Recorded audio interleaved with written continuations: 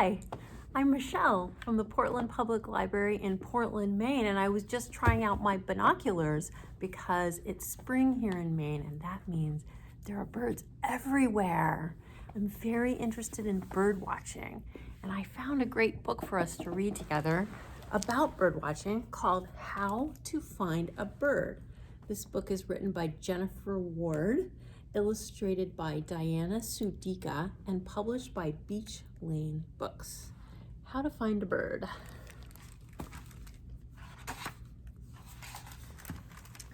There are lots of ways to find a bird. That's the wonderful thing about birds. To find a bird, first you'll want to blend in and move slowly. You see this great blue heron here. And there's a mallard.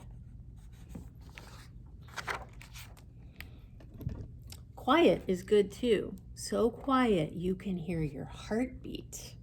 Shh. The tundra swan and her babies are sleeping. Don't just look up to find a bird. Look down, low to the ground, where some birds forage, seeking things hiding in the earth.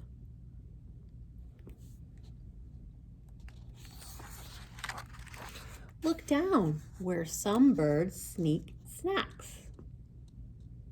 A loon and a wood duck.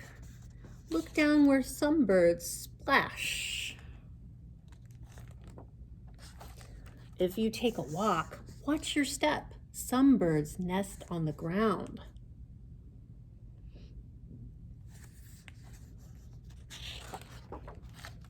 So don't just look up to find a bird. Sometimes you can find a bird by looking straight ahead. You will have to have a sharp eye, sharp as an eagle's eye. He's looking up to see a Steller's jay. Do you see this great horned owl in the tree? Birds are the cleverest blenders of all. At first, you may not see them, but if you wait, if you are still, and if you are quiet, you will see you are just as clever as a bird. Of course, you can always look up to find a bird too. Whoa, look at all those birds. You can look up high in the sky where the birds fly. Sometimes when you look up, you will find birds simply sitting. It's a red-tailed hawk and European starlings. If you could perch high in the sky, what might you see? If you want to find a bird, don't be tricked. Some birds are stealthy. This is a peregrine falcon. There it is. Wait a minute, where'd it go? Was that even a bird? Sometimes you don't need to find a bird. It will find you. Hello, bluebird. Some birds will announce their presence when they are near. Chickadee-dee-dee, caw, caw, caw. Or announce your presence when they see you. And if you feed them, they will come.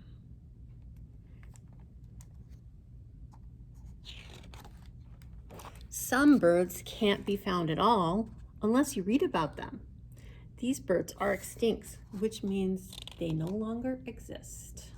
The dodo bird, extinct.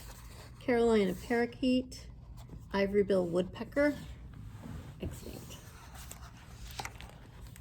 But the best way to find a bird, if you want to find one, is to close your eyes. Did you hear that? Did you hear a bird? Tweet, tweet, tweet. Chirly, chirly, chirly. Ooh, ooh, ooh. Ooh, ooh, ooh.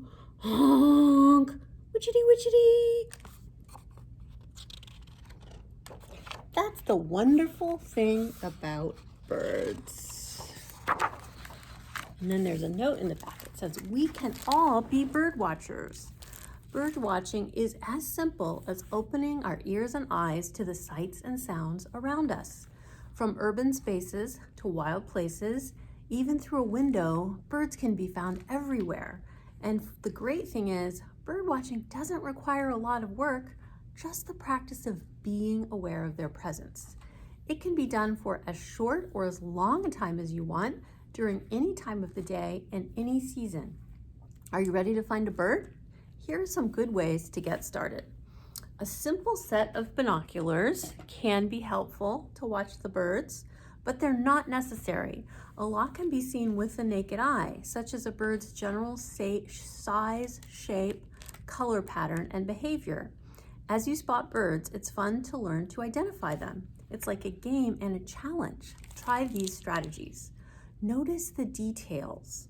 All birds have feathers, but not all birds behave the same way or live in the same places. Most eat bugs, but some, like the American goldfinch, eat only seeds, while others, such as birds of prey, hunt for small animals to eat. Some spend much of their time high in treetops, while others feed and even nest on or near the ground. Noting details like these helps us to learn about each species. Location. Where was the bird seen or heard? Was it on the ground, in a tree, near water, at a bird feeder, alone, in a flock? Size. Was it tiny like a hummingbird, small like a finch, medium like a mockingbird, or large like a hawk or heron? And behavior. How did the bird act? Did it hop on the ground, scale a tree, perch and sing, wade along a shoreline? Did it make any interesting movements, such as bobbing its tail up and down? And description. Was its tail long or short? Did the tail point upward or downward? And what shape was its beak? Use a field guide to birds in your area to help learn what species are in your region year-round, for nesting season, or just passing through during migration. And we have this bird guide at the library that you can check out called the National Audubon Society First Field Guide for Birds. We had a bird show up at our bird feeder the other day and we weren't sure what it was. So I looked at its markings and I noticed that it was orange and black, and looked through the field guide and found that we had a Baltimore Oriole visiting.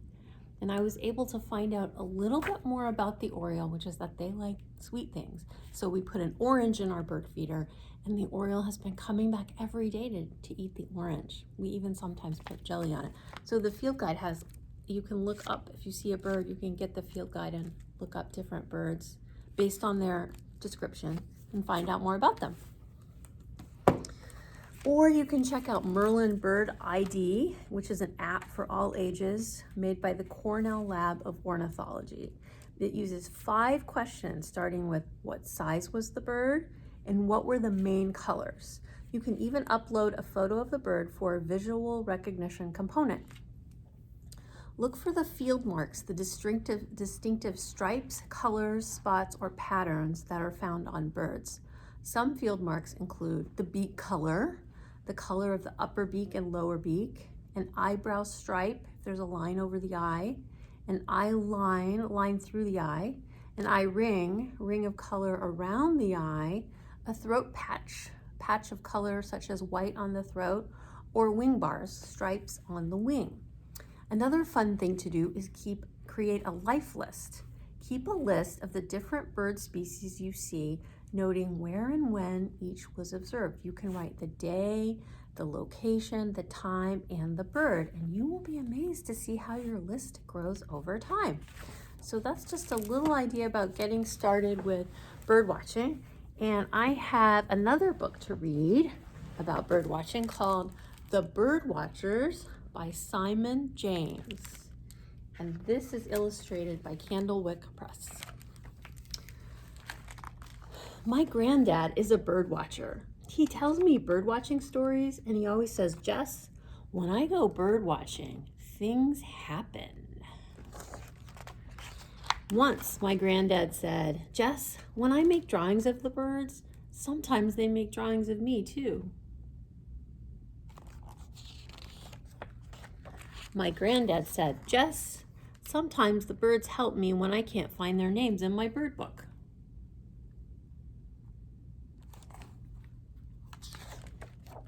And my granddad says, Jess, I got all the birds together one morning to record something called the Dawn Chorus just for you. My granddad said, birds are amazing, Jess, but I wasn't sure. I had to find out for myself. So one day I decided to go bird watching with him. When we got there, I couldn't believe it. I couldn't see anything at all. Granddad showed me how to use his binoculars, and everything was closer, but I couldn't see anything. Nothing happened. Then Granddad took me to the birdwatching hut. Granddad opened the hatch and we looked out. It was amazing. I had never seen so many birds. Granddad said there were yellow warblers, ring-necked ducks, herons, snipe, and western grebes. We made lots of notes and loads of drawings. There's all the birds.